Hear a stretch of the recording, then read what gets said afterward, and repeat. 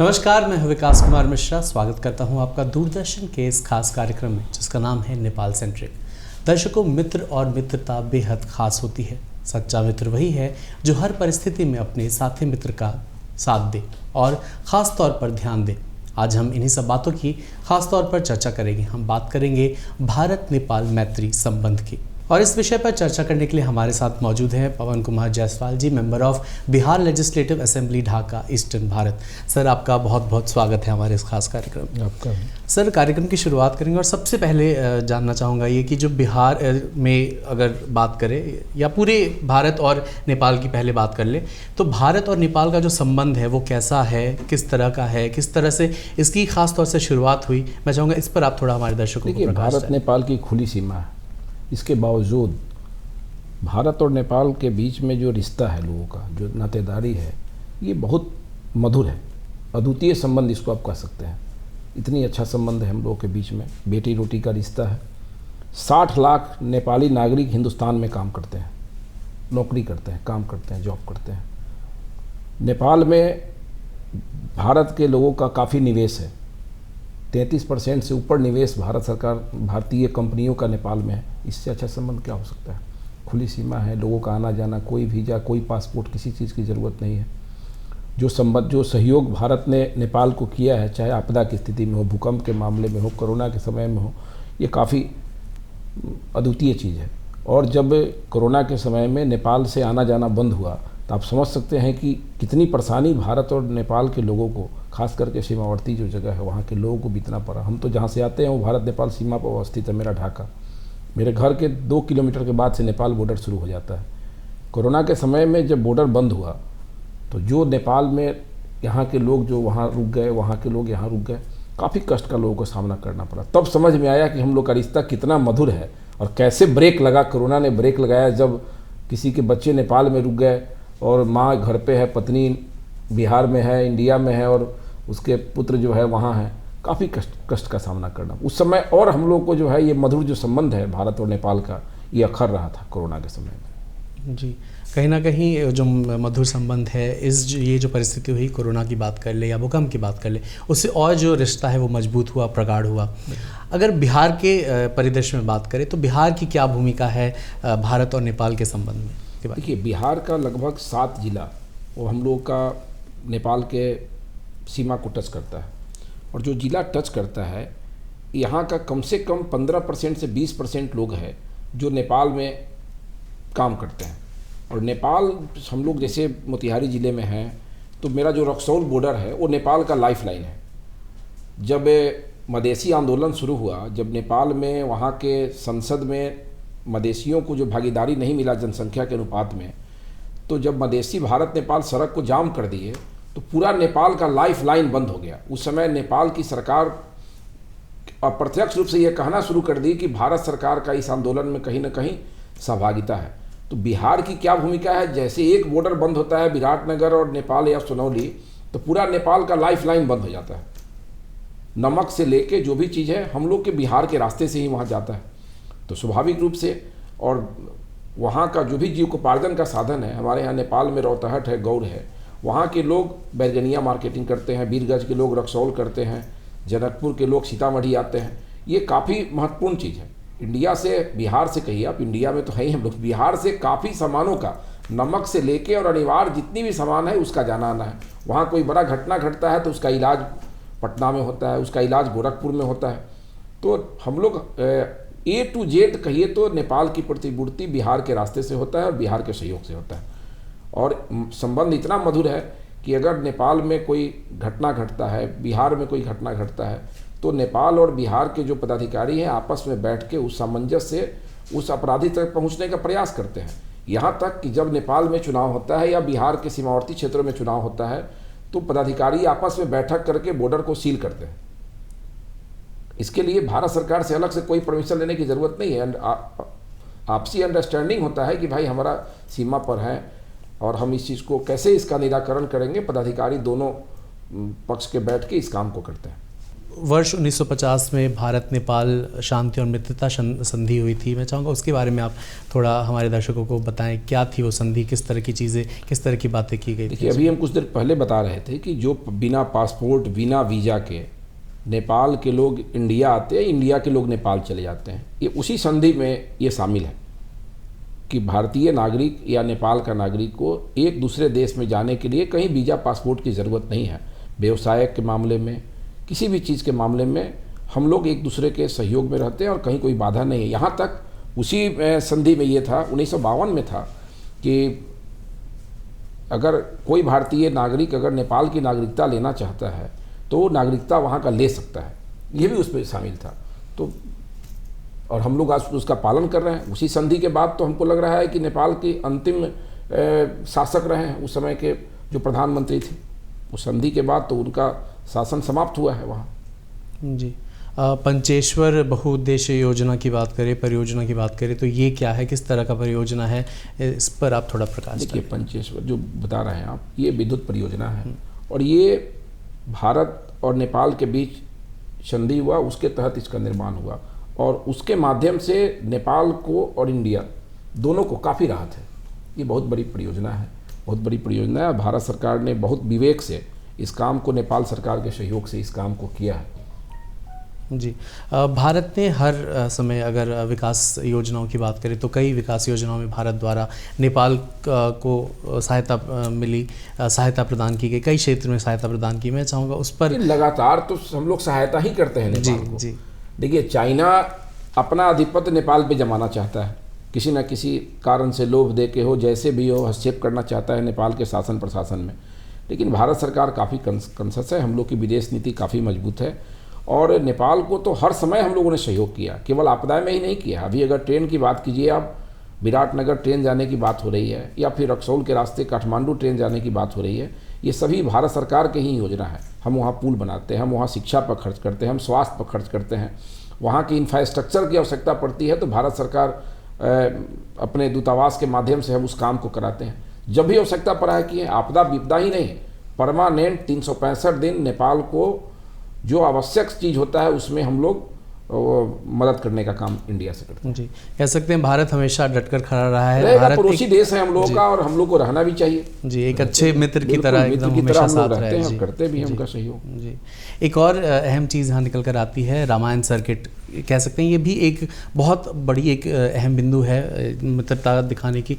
किस तरह का, इसी को तो बेटी रोटी का संबंध कहते हैं। जी, माँ सीता की जन्मभूमि सीतामढ़ी, जनकपुर उस समय अब नेपाल में है, उस समय हम लोग का मैथिल का राजधानी बोलते थे उसको। तो जनकपुर और सीतामढ़ी का रिश्ता आप देख लीजिए। अभी अगर अयोध्या में हम लोग का राम मंदिर बन रहा है तो कितना 100 बरस पुराना जो पत्थर था, जिसको आप शिलालेख कहे, शिला बोलते हैं ना, वहाँ नेपाल से ले जाया गया है अयोध्या और उसी से मूर्ति का निर्माण हो रहा है। तो नेपाल से कितना बेहतर रिश्ता है कि नेपाल ने भी इस चीज़ के लिए, नेपाल सरकार को वहाँ के ऋषि ने, पुजारी और लोगों ने प्रस्ताव दिया और हम लोग का भारत सरकार ने और हम लोग का जो अयोध्या के ट्रस्ट के लोग हैं इस चीज़ को सहमति बना के और नेपाल से वहाँ ले जाने का काम किया है। और वहाँ से जनकपुर आया, पोखरा के से कई 100 किलोमीटर दूर से जनकपुर लाया गया और जनकपुर से फिर अयोध्या ले जाया गया 450 किलोमीटर। इसी से आप मिला लीजिए कि नेपाल से और भारत का रिश्ता कैसा है। जी, सर, बौद्ध परिपथ से भी के माध्यम से अगर बात करें तो दोनों देश जो हैं वो धार्मिक रूप से कहीं ना कहीं जुड़े हुए हैं। तो ये इसके बारे में मैं चाहूँगा थोड़ा चर्चा ज़रूर करें, क्योंकि ये धर्म से किस तरह से जुड़े हैं। ऐसा है कि गौतम बुद्ध का जो जन्म हुआ वो 563 में हुआ था और लुम्बिनी जगह है नेपाल में, वहीं हुआ था। ये हम लोग का कुशीनगर, हम लोग का वैशाली, जितना भी आप देख रहे हैं, ये सभी एक बुद्ध सर्किट से जुड़ गया है। गाया में उनको शिक्षा प्राप्त हुआ। तो निश्चित रूप से नेपाल का बौद्ध स्तूप के माध्यम से कहिए, बौद्ध सर्किट के माध्यम से कहिए, एक बहुत बड़ा एक नेटवर्क उसको कहिए, नेटवर्किंग कहिए कि एक जुड़ा हुआ है हम लोग का बिहार से, हिंदुस्तान से। और आपको गौतम बुद्ध के से जुड़े हुए लोग 200 कंट्री में कम से कम हैं। भारत नेपाल ऐसे 7-8 कंट्री हैं जहाँ भी करोड़ों लोग अनुयायी हैं बौद्ध धर्म के, तो निश्चित रूप से उसका एक पार्ट नेपाल भी है। जी सर, आपने रेल से जोड़ने की बात की, लिंक की नहीं, बात हमने जोड़ने की बात नहीं कही, भारत सरकार ने ऑलरेडी जोड़ने का काम शुरू कर जी, दिया। वो आपने चर्चा में ये बात की थी। मैं चाहूँगा उस पर आप थोड़ा बताएं कि किस तरह से कहाँ जोड़ा जा रहा है। मैंने जो सुना है कि हम लोग के रक्सौल की तरफ से भी वीरगंज होते हुए काठमांडू को जोड़ने का काम हो रहा है, इधर से सीतामढ़ी से विराटनगर को जोड़ने का काम हो रहा है। मतलब उसका रोड मैप सब कुछ तैयार हो गया है और कुछ ही दिनों में ये काम शुरू भी होने जा रहा है। सर्वे वगैरह का काम चल रहा है, चूँकि हम लोग का तो सीमावर्ती ज़िला है। नेपाल की जो खबरें होती हैं हम लोग देखते हैं, कभी कभी सोशल मीडिया पर भी हम लोग को देखने का मौका मिलता है। जितना भी हम लोग का रक्सौल में देखिए आप, वो चेक पोस्ट पहले होता था, वो बांस से वो का लकड़ी गिरा गिरा के चेक होता था। इतना बड़ा चेक पोस्ट बना है वहाँ पे कि पूछना नहीं है। तो भारत सरकार ने विभिन्न क्षेत्रों में अच्छा काम किया। ज़रूरत क्या है अभी, और रिश्ता प्रगाढ़ कब होगा, जब नेपाल बॉर्डर से सटा हुआ जो हम लोग का बिहार का पार्ट है, वहाँ भंसार जो बोलते हैं इंडियन कस्टम्स का कुछ और पोस्ट खुलने की आवश्यकता है। उससे क्या होगा कि व्यवसायिक दृष्टिकोण से और ज़्यादा हम लोग का रिश्ता मधुर हो जाएगा। जैसे किसी को एकदम रक्सौल जाना पड़ रहा है, नहीं तो फिर गौड़ में आना पड़ रहा है, नेपाल में बैरगनिया के सामने। इस बीच में कहीं भी लीगल भंसार नहीं है। तो ये जो मान लीजिए 55 किलोमीटर 100 किलोमीटर की दूरी है, इस बीच में 2-3 अगर भंसार, मतलब नेपाल के शब्द में भंसार हुआ, हम लोग का इंडियन कस्टम हुआ, अगर होता है तो निश्चित रूप से और ज़्यादा व्यावसायिक रूप से भी होगा। और जो भी टैक्स चोरी हो रहा है, लोग छुपे हुए सामान यहाँ से वहाँ अगर करते हैं तो ये नहीं होगा। इससे कि सरकार को, नेपाल और भारत सरकार दोनों को आय में भी वृद्धि होगी। जी, और भारत भी कहीं ना कहीं जो विदेशी निवेशक है उसका सबसे बड़ा स्रोत है। इसके बारे में आप क्या कहेंगे? जी देखिए, हम देख रहे थे कि लगभग 550 कंपनी है जी इंडिया का जो नेपाल में अपना निवेश किया है, और वहाँ लगभग 60,000 लोगों को आज के समय में रोज़गार मिल रहा है, भारतीय कंपनियों में मिल रहा है। निवेश भी हम लोगों का 33% से ज़्यादा है, उनका जो अपना है उसमें 33% से ज़्यादा हम लोग का भारत की कंपनियों का निवेश है। तो निश्चित रूप से आज अगर नेपाल जो भी समृद्ध है, जो भी है, उसमें भारत का एक बहुत बड़ा योगदान है कि हम लोग का वहाँ निवेश है, हम लोग वहाँ के लोगों को काम दे रहे हैं। ऐसा नहीं है, गोरखा रेजिमेंट है इंडिया में, उसमें 60% लगभग लोग नेपाली ही काम करते हैं। नेपाली ही 60% का उसमें बहाली होता है, जो गोरखा होते हैं उनका होता है।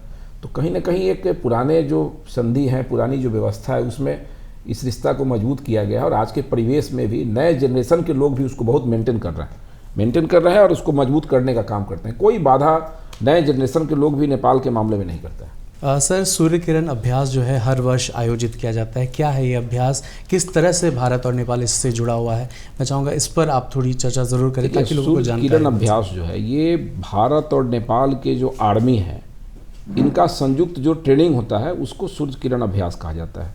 और ये ट्रेनिंग साल में मिनिमम एक बार होना है, कि भारत और नेपाल की जो आर्मी है उनका संयुक्त ट्रेनिंग होता है, और साल में कम से कम एक बार ट्रेनिंग होता है। और उसके माध्यम से हम लोग का रिश्ता भी प्रगाढ़ होता है, आतंकवादी गतिविधियों पर भी विराम लगता है, और एक दूसरे का जो भी अनुभव है उसको लोग साझा करते हैं। जी सर, अग्निवीर और अग्निपथ ये क्या है, इस पर आप थोड़ा जानकारी प्रदान करें कि क्या है, किस तरह से ये काम? ये भारत सरकार की जो सशस्त्र सेना है जी, तीनों सेना, उसमें अग्निवीर ये योजना का नाम है। और इसके माध्यम से युवाओं को बहाल करने के लिए सरकार ने अपना प्रस्ताव दिया, जिसका गलतफहमी में लोग ने विरोध करने का भी कतिपय विरोधी दल के जो नेतागण हैं वो लोगों को गुमराह करने का प्रयास किए। लेकिन बहुत कम समय में ये भारत सरकार का जो नीति था उसके की सराहना शुरू हो गई, और जो विरोध करने वाले लोग थे वो आवेदन देना शुरू कर दिए। और अग्निवीर योजना से में 6 महीने की ट्रेनिंग होनी है, 3.5 साल तक उनको उसमें काम मिलेगा, 30,000 रुपये का महीना है। और जब आपका 4 साल पूरा हो जाएगा तो कम से कम 25% लोगों को बेहतर परफॉर्मेंस के आधार पर मतलब उनको परमानेंट जॉब कर दिया जाएगा। तो इससे बड़ी योजना क्या हो सकती है? कई देशों में, विश्व के कई देशों में तो है कि भाई हर घर का एक व्यक्ति कम से कम आर्मी में जाना पड़ेगा, ये बाध्यता है। तो हिंदुस्तान के नागरिक, उनके लिए तो एक खुशी की बात है कि हमारे परिवार का नौजवान वो सेना में काम करेगा, और सेना में जो एक बार काम कर लिया 4 साल, उसमें जो अनुशासन आएगा उस पूरे परिवार को अनुशासित कर देगा। वो जिस गांव में रहता होगा वहाँ भी अनुशासन का पाठ पढ़ा देगा। अगर वहाँ से लौट के अगर गांव में भी कोई काम करे तब भी आर्मी का जो अनुशासन है उसके बारे में क्या कहना है। इसलिए 4 साल का तो ये काम करके सरकार देश प्रेम भी जगा रही है और एक अनुशासन भी नौजवानों में भरने का काम कर रही है, जिसके माध्यम से लोग आर्मी में काम करें, कहीं भी जाएंगे। आर्मी के जो जवान हैं अगर 4 साल के बाद निकल के कहीं जाएंगे तो उनकी पर्सनालिटी, उनका रहन सहन, उनका बोलने का तरीका, उनके चलने का तरीका, उनके बैठने का तरीका, उनके काम करने का तरीका से ही देख के लग जाएगा कि भाई ये आदमी हमारे देश का शान है और ये अग्निवीर के तहत काम करके लौटा है। सर, शिक्षा विकास के लिए सबसे ज़रूरी है, बेहद ज़रूरी चीज़ है। जैसे कि चर्चा में ये भी निकल कर आया कि शिक्षा के क्षेत्र में भारत ने नेपाल का साथ दिया है, सहयोग किया। कि किस तरह से शिक्षा के क्षेत्र में भारत ने नेपाल का सहयोग किया, मैं चाहूँगा उसकी आप ज़रूर चर्चा करें।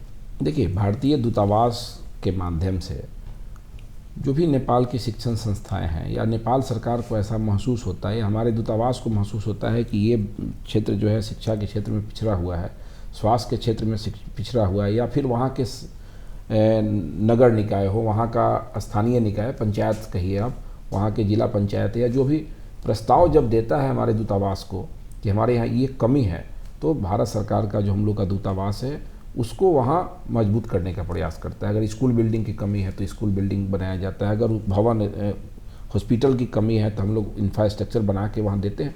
कई जगह हम लोगों ने गौर में देखा है। अभी हमारे पास नेपाल के लगभग 2-4 वहाँ के जो नगर पालिका के प्रमुख हैं वो प्रस्ताव दिए कि विधायक जी हम लोग को वहाँ से दूतावास से एम्बुलेंस दिलवा दीजिए। हम बोले भाई आपको एम्बुलेंस कैसे मिलेगा? तो हम लोग लिख के देंगे, दूतावास चाहेगा तो हम लोग को, हमारे नगर पालिका को एम्बुलेंस दे सकता है। आप कल्पना कीजिए कि एक नगर पालिका का प्रमुख अगर ये प्रस्ताव लेके नेपाल के, इंडिया के किसी विधायक के पास जाता है तो निश्चित रूप से इंडिया के प्रति क्या सम्मान होगा, वहाँ के जनप्रतिनिधियों को कितना भरोसा होगा, कितना उम्मीद होगा, आप ये सोच लीजिए। और मैंने उनके प्रस्ताव को स्वीकार भी किया और मैं कहा कि भाई जब दिल्ली हम जाएंगे, आप कोई देना चाहते हैं तो दे दीजिए, हम अपने यहाँ के माननीय विदेश मंत्री जी जो हैं उनको हम देंगे ताकि यहाँ से वहाँ के दूतावास को चला जाए। निश्चित रूप से अगर रूल होगा तो आपको मिलेगा। जी सर, जैसा कि आपने बताया कि हमने चर्चा में ये भी बात की कि जो मित्रता है वो आवागमन अगर बात करें उसकी, नेपाल में और भारत में लोग आराम से आ जा सकते हैं।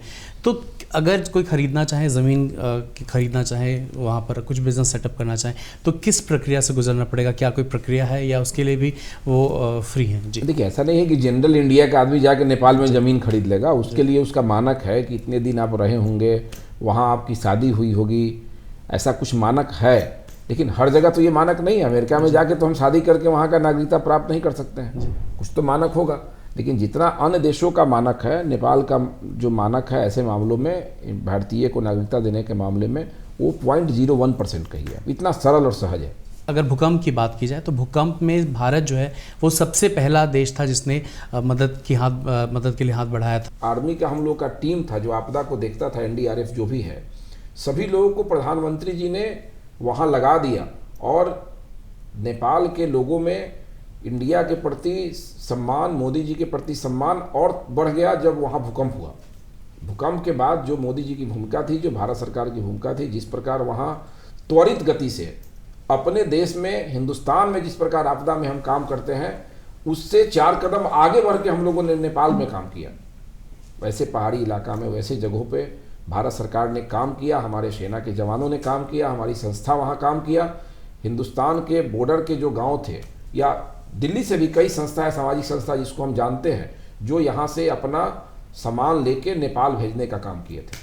इसलिए जो मानवता हिंदुस्तान के लोगों में है, जो नेपाल के प्रति हम लोग के मन में श्रद्धा रहती है, निश्चित रूप से नेपाल भी उतना श्रद्धा हम लोगों के प्रति दिखलाने का काम करता है। जब हमारे प्रधानमंत्री नेपाल गए थे और नेपाल के लोगों ने जिस प्रकार माननीय प्रधानमंत्री मोदी जी का स्वागत किया, उसकी जितनी भी सराहना की जाए कम है। उन्होंने मोदी जी को आज के भगवान के रूप में देखा, ऐसा उनका नाम लिया। और लोग जैसा बयान दे रहे थे कि आपदा में मोदी जी ने जो काम किया, जिस प्रकार वहाँ के लोगों को बचाने का काम किया, राहत पहुँचाने का काम किया, ऐसा वहाँ के लोगों ने कभी कल्पना भी नहीं किया था। इसलिए जो रिश्ता हम लोग का है, इस आपदा के बाद से और मधुर हो गया। सर, बाढ़ की परिस्थिति भी हमेशा बनी रहती है और उसको लेकर भी कई परियोजनाएं चल रही हैं, काम कर रही हैं ताकि जो बाढ़ कभी आए तो ऐसी परिस्थिति उत्पन्न ना हो कि बहुत ज़्यादा नुकसान। किस तरह से कौन कौन सी परियोजनाएं चल रही हैं, मैं चाहूँगा उसके आप देखिए, नेपाली नदियों का सामना तो हम लोग भी करते हैं। हम लोग के यहाँ लाल बकिया, बागमती, ये सभी नेपाली नदी है, ठीक है। और वहाँ जब बारिश, जिस दिन बारिश हो गया अगर जोर से वहाँ, तो उसके 2 दिन 3 दिन बाद, 2 दिन बाद हम लोग मान लेते हैं कि वहाँ खबर न्यूज़ में आ गया कि नेपाल में खूब बारिश हुआ है, तो हम लोग मान लेते हैं कि इसके बाद हम लोग के यहाँ बाढ़ आना पड़े है। अगर नदी है तो वहाँ आवागमन बंद हो जाएगा, ऐसा है। तो भारत सरकार की वहाँ जल संसाधन विभाग का वहाँ कार्यालय है, वहाँ हमारे अधिकारी रहते हैं और इन चीज़ों पर काम करते हैं। वही सूचना तंत्र के माध्यम से हम लोग को जानकारी भी मिलता है कि वहाँ कितना बारिश हुआ है, इंडिया में कहाँ कहाँ हम लोग का पानी बढ़ सकता है। और बाढ़ को रोकने के लिए कि भारत के अंतर्गत जो हम लोग का सीमावर्ती क्षेत्र है, वहाँ बाढ़ प्रभावित जो क्षेत्र है, जो नेपाली नदियों के कारण प्रभावित होते हैं, तबाही मचता है, उन पर भारत सरकार और राज्य सरकार दोनों के स्तर से लगातार काम हो रहा है। ज़रूरत है उसको धरातल पर उतारने का। अब ले लीजिए, हम लोग का जो ढाका विधानसभा है, उसका जो गुआवाड़ी से लेके और खुला हुआ भाग है घोड़ासाहन तरफ का, अगर वहाँ बांध बने तो जो क्षति होता है, जितना का क्षति हम लोग का इंडिया के लोग उठाते हैं, नेपाल के लोग उठाते हैं, वो क्षति रुक जाएगा। क्योंकि खुला इलाका है, पूरा पानी एक तरफ से जाता है। अब नदियों का खुदाई, नदियों का चौड़ीकरण, ये सब बहुत महत्वपूर्ण चीज़ है। और इसमें भारत सरकार और नेपाल सरकार के बीच में एक मजबूत वार्ता, जिसको कहा जाए, सौहार्दपूर्ण वातावरण में करके, और इसको करने की ज़रूरत है ताकि जो प्रति वर्ष साल में 2 बार हम लोग जो क्षति उठाते हैं, 2 बार 3 बार, और फसल क्षति होता है, घर की क्षति होती है, रास्ते टूट जाते हैं, बने हुए रास्ते, करोड़ों का, अरबों का क्षति होता है, वो क्षति रुके। इस पर भारत और नेपाल सरकार को संयुक्त रूप से काम करना चाहिए। सर, कई कार्यक्रम का भी आयोजन किया जाता है, सांस्कृतिक कार्यक्रम का भी आयोजन किया जाता है ताकि जो नेपाल के लोग हैं और भारत के लोग हैं वो एक दूसरे से मिल सके और एक जुड़ाव सा हो सके। मैं चाहूँगा इसके बारे में आप चर्चा ज़रूर करें। नहीं, हम लोग देखते हैं कि पत्रकार यूनियन है, पत्रकार बंधु हमारे यहाँ हैं भारत नेपाल सीमा पे, वो भारत नेपाल पत्रकार संघ की बैठक करते हैं। और कभी हमारे घोड़ासाहन में भी हुआ, बीरगंज में भी होता है, गौड़ में भी होता है। तो उधर के जो एमपीज हैं, जो एमएलएज हैं, वो हम लोग के यहाँ आते हैं। हम लोग के भी जो विधायक और सांसद है वहाँ जाते हैं और बिना परमिशन के जाते हैं एक दूसरे के यहाँ। तो इससे ज़्यादा मधुर संबंध क्या होगा? ये तो काफ़ी मधुर संबंध है कि हमारे सांसद और विधायक जा रहे हैं। आम पब्लिक की बात आप छोड़ दीजिए। सर, अब हम कार्यक्रम के अंतिम पड़ाव पर आ गए हैं। अगर आप हमारे दर्शकों को कोई संदेश देना चाहते हो तो ज़रूर दें। हम दर्शकों को से अपील करना चाहेंगे कि जो भारत और नेपाल से जिनको मतलब है, जो नेपाल जाते हैं, या नेपाल के जिन लोगों का भारत में सीमावर्ती क्षेत्र में या भारत में रुचि है, हम अपने पुराने संधि को और मजबूत करें और प्रगाढ़ करें और दोनों देश के जो रिश्ते हैं उसको मधुर करने में जितना ज़्यादा हम लोग की भूमिका हो सके हम लोग उसका निर्वहन करें। चूँकि खुली सीमा है, चाइना से हम लोग का कैसा संबंध है इसको नेपाल और भारत दोनों के नागरिक जानते हैं, और चाइना की जो सोच भारत के प्रति है, जितनी बुरी दृष्टि है, उसको भी हम जानते हैं। ये खुली सीमा है और जितना ज़्यादा मधुर संबंध हम लोग का रहेगा उतना ज़्यादा किसी भी गतिविधि की जानकारी, और नेपाल के बॉर्डर के लोग हों या इंडिया के बॉर्डर के लोग हों, एक दूसरे को साझा कर सकेंगे और हम लोग का जो बेटी रोटी का संबंध है और प्रगाढ़ बने और मधुर संबंध हम लोग का बने और दोनों देश एक दूसरे के काम आए, आपदा विपदा में आवे, सुख में दुख में सब एक दूसरे के काम आए, यही हम लोग कामना करेंगे। सर, आपका बहुत बहुत धन्यवाद। आप इस कार्यक्रम में शामिल हुए, हमारे दर्शकों को तमाम जानकारी दी। भारत और नेपाल की जो मैत्री संबंध है और जो जिस तरह से वो प्रगाढ़ता की ओर और बढ़ता जा रहा है उसके बारे में तमाम जानकारी देने के लिए बहुत बहुत शुक्रिया। आज के अंक में हमने बात की भारत नेपाल मैत्री संबंध की, हमने जाना कई विकास परियोजनाओं के बारे में। अगले अंक में फिर मिलेंगे इसी विषय के साथ। तब तक के लिए मुझे यानी विकास कुमार मिश्रा और मेरी पूरी टीम को दीजिए इजाज़त। पर आप देखते रहिए DD बिहार। नमस्कार।